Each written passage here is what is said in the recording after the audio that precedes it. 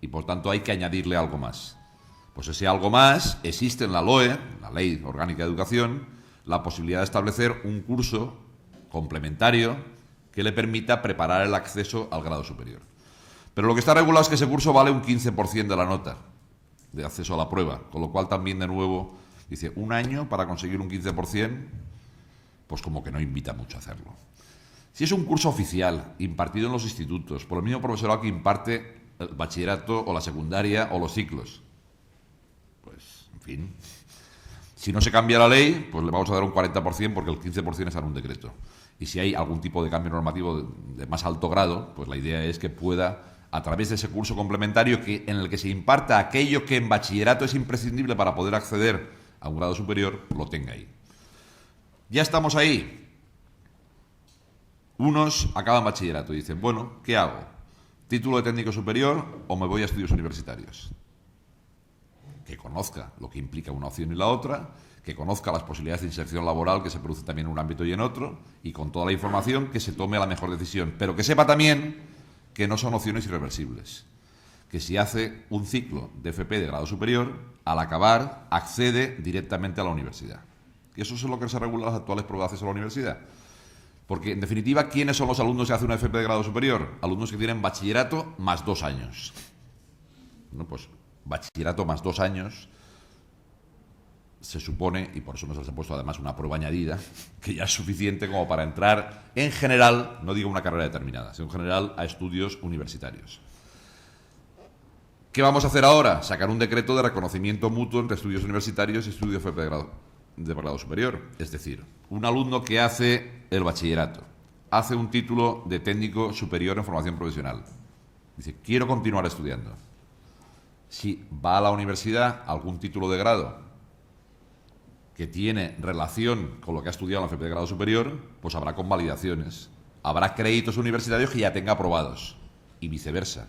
Hay un montón de universitarios que a mitad carrera o con la carrera acabada se matriculan luego en un ciclo de FP de grado superior para intentar mejorar sus posibilidades de inserción laboral. Pues también, evidentemente, que tengan módulos ya aprobados, porque lo que han estudiado en la carrera ya les permite tener una convalidación de estudios.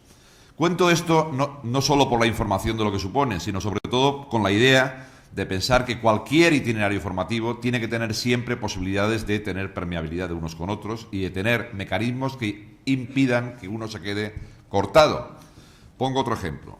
La actual prueba de acceso a la universidad, la que se estaba haciendo hasta ahora. Si un alumno elegía mal en el sentido de que no sabía que quería ser de mayor, claramente, o elegía una cosa a los 16 años, una modalidad de bachillerato, y luego a los 18 le apetecía hacer otra carrera universitaria a la cual, digamos, no conduce esa modalidad de bachillerato. Y decía, bueno, ¿me pasa esto? Lo siento. Dice, no, pero repito bachillerato. Dice, no puedes repetirlo porque lo tienes aprobado. Deme alguna salida, ninguna. Es decir, si alguien se equivoca a los 16 y no elige las materias correspondientes, luego ya haberte pedido muerte, como dice el chiste. Pues, ¿qué hace el nuevo decreto de acceso a la universidad? Decir de qué materias se tienen que examinar. Si las han cursado, evidentemente, mejor. Pero si no las han cursado, podrá dedicarse, aunque sea perdiendo un año, perdiendo entre comillas, porque ahí no sería tanto perder, sino tener la capacidad de poder reorientar su elección anterior. Pues que se la estudie, que se la prepare y que se examine. Y, por tanto, quiere decir que buscamos mecanismos que impidan que una elección tomada en un momento determinado no condicione ya todo tu desarrollo posterior. Por tanto, el debate no es tanto ahora si hay que aprender las cosas a los 3 años, a los 4, a los 5, que a mí eso me recuerda cuando los padres, madres decimos, no, mi hijo a los 11 meses ya andaba, y yo, no, el mío a los 10. Bueno, mucho mejor. Diga, pues no. Lo que hay que saber, lo que hay que hacer es que sepan efectivamente leer, escribir, tal, pero no pasa esto de la preescritura, la prelectura. Hay que empezar antes a los 2. Lo que no hay que hacer es barbaridades. Lo que hay que hacer es garantizar que efectivamente lean y escriban bien. Y ahí hay debates que se irán produciendo a lo largo de la vida de cuál es el momento más adecuado para introducirlo. Pero el esquema no tiene que ser correr más. El esquema es garantizar que los aprendizajes imprescindibles los garantizamos a todos. Y en eso también tenemos en general mucha influencia, no siempre positiva, las madres y los padres. Yo me acuerdo que a la tal edad ya sabía hacer no sé qué y mi hijo todavía no.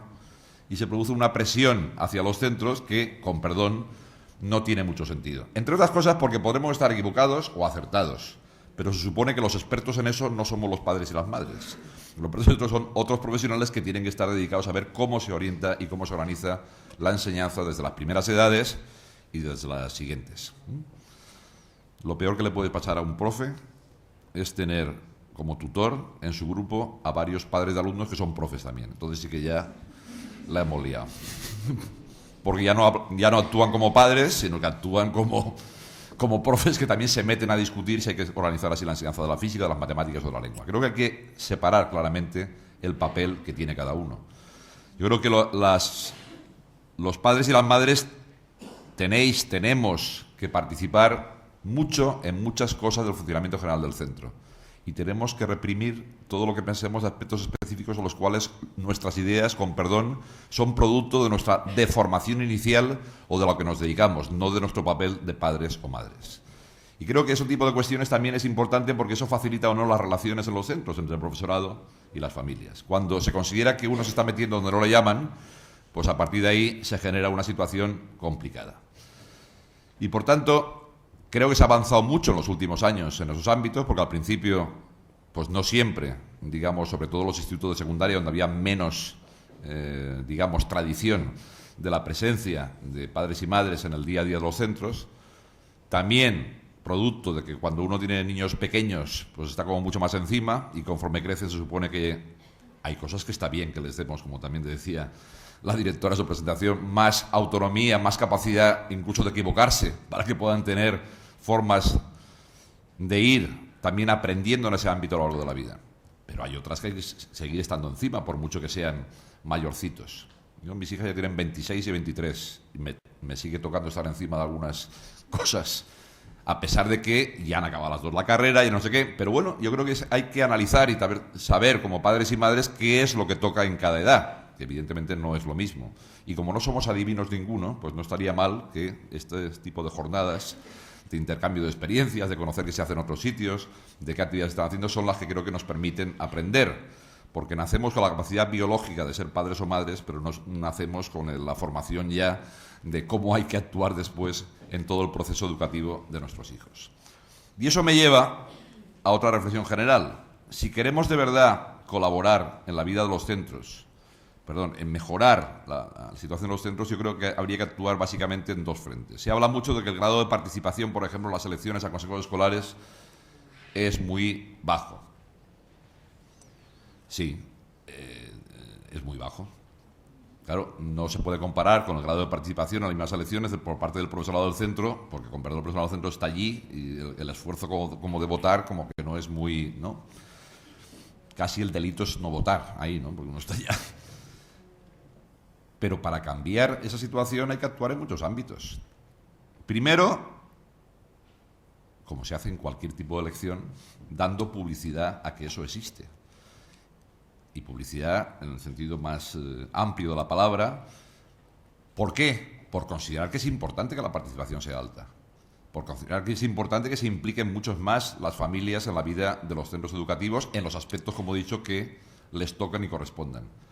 Pero eso significa también que creo que para que convencer a un amplio sector de la sociedad de que es importante hacer una cosa, tiene que ser que después, cuando uno está allí, vea que efectivamente mereció la pena ir a votar, mereció la pena estar de representante del Consejo Escolar.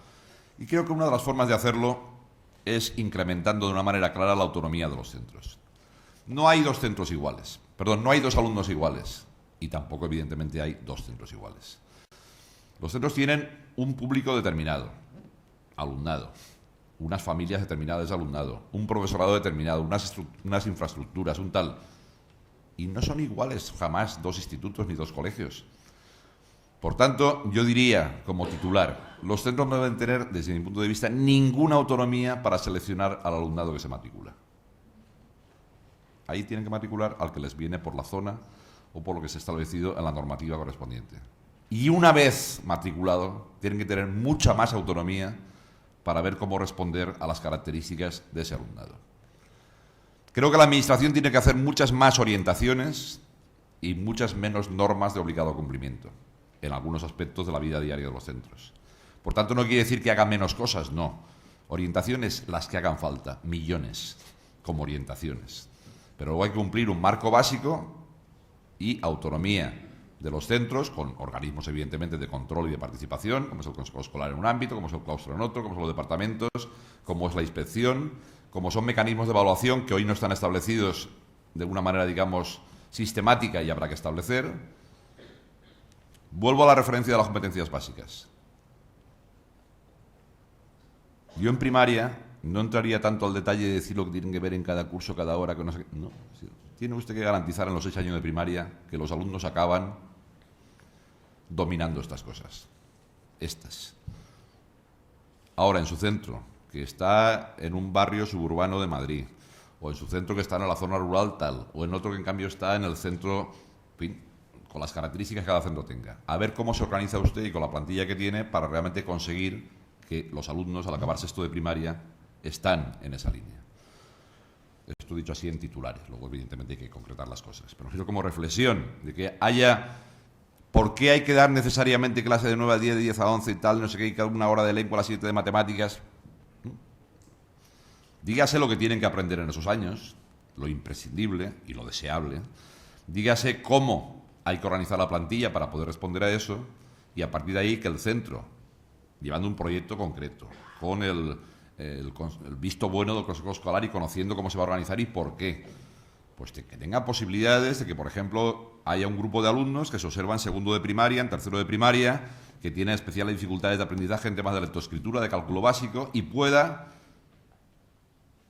pues en un momento determinado, coger el aula de tercero A y decir que hay 7 alumnos que durante un par de horas salen porque van a trabajar otras cosas, luego vuelven, luego salen otros. Es decir, que tengas posibilidades reales de que eso que se llama grupos flexibles se produzcan en la práctica. Yo creo que esa es una manera mejor de reducir la ratio que la de bajar de 25 a 20. ¿Dónde creo que... Tema polémico, de nuevo. Histórico. Es que esto no puede funcionar si no reducimos la ratio. Cuando la ratio era de 40, radicalmente de acuerdo. Cuando era de 35, radicalmente de acuerdo. En infantil hoy, radicalmente de acuerdo. En primaria, ya no estoy tan radicalmente de acuerdo. En primaria hoy, no hablo de un centro concreto, hablo en general. 25 alumnos es razonable, o al menos es razonable en todos los países de la OCDE. Y si es razonable en todos los países de la OCDE, lo miramos para todos, miremoslo también para esto. ¿Pasar de 25 a 20 supone un cambio cualitativo fundamental? Yo creo que no. De 25 a 20. Ahora, ¿eso cuánto dinero cuesta pasar de 25 a 20? Tanto. Deme usted ese dinero y lo voy a utilizar para otra forma diferente de reducir la ratio, que es que de 11 a 1 los martes y los jueves salgan 7 alumnos y estén en un grupo específico, que en otras en clase de idiomas puedan crear 2 grupos de 12, o de uno de 15 y uno de 10, y en otras, en cambio, no pasa nada porque estén 25. Bueno, pues eso es intentar reducir la ratio de una manera distinta, que es no en todas las horas ni en todas las aulas, sino que donde sea más necesario. Y ahí, de nuevo, apelo, y ahora ataco a los equipos directivos, ataco en el sentido de cosas que creo que hay que hacer y no siempre se hacen. Cuando se le da a un centro X profesores añadidos, por así decirlo. Si hablamos en primaria, ¿no? Dice, pues en primaria están los tutores, están los especialistas, dice, y además este centro por estas características tiene 3 más. Vale. Esos 3 más, lo que habrá que analizar bien es a qué se van a dedicar y cómo van a trabajar. ¿Y por qué digo esto? Creo que lo comenté también José Luis el otro día con el profesorado, ¿no? Que todos los temas clásicos hacen falta más profesores. Sí, pero ¿para qué? En los últimos 9 años ha crecido de manera bastante importante el número de profesores que hay en este país y no ha crecido el número de alumnos. Y en esos mismos 9 años no se ha producido una mejora de los resultados escolares en este país. ¿Quiero decir con eso que no hace falta más profesores? No. Lo que quiero decir es que habrá que analizar cómo ese incremento, que me parece positivo y necesario de la plantilla, se utiliza mejor para tener mejores resultados con los alumnos. Si un instituto pasa de 100 profesores a 115, de 102 a 119, para poner el ejemplo del de al lado de mi casa, en Valencia. Por tanto, no es un número inventado. Y 9 años después, con un incremento del 16% de la plantilla, no se produce ninguna mejora global en los resultados del centro, algo estamos haciendo mal. O cuando se decide que haya clases de refuerzo de recuperación para alumnos con más dificultades, se calcula los que hacen falta de lengua, de matemáticas, de historia, y al último se le asignan las 22 horas, las 22 no, pero bueno, las 14, las 16 horas que hay de refuerzo. Entonces hay uno que está para refuerzos y se pasa todo el día reforzando. Pues no me parece razonable. ¿No sería más lógico que si hay 8 profesores den 2 horas de refuerzo cada uno y este último tenga un horario normal como los demás, donde dé también primero, tercero, cuarto, primero bachillerato, curso? Pues eso es responsabilidad de los equipos directivos y de la administración que da las plazas a la hora de adjudicarlas. Y creo que ahí tenemos que pelear, cada uno en el trozo que le corresponda, por, una vez determinada la plantilla de un centro, ver cuál es la mejor forma de organizarla. Que no creo que sea por el procedimiento de que el más antiguo elige primero y el último que llega elige al final. Que, como sabemos bien, es lo que pasa. Dice, oiga, ¿cuáles son los cursos más complicados hoy para dar en un instituto de secundaria? Primero y segundo de secundaria. El más fácil, segundo de bachillerato. ¿Por qué? Porque todo el profesorado tiene los conocimientos suficientes para impartir segundo de bachillerato en condiciones. Por tanto, problema de conocimientos no hay para ningún curso. Todos los profesores lo tienen. Por tanto, la dificultad no está en el nivel de conocimiento, la dificultad está en otros temas que requieren otro tipo de intervención. Pues no se elige así. ¿Quién es tutor en la ESO? 3 perfiles. El que es muy creyente y quiere hacer méritos para el más allá, que cada uno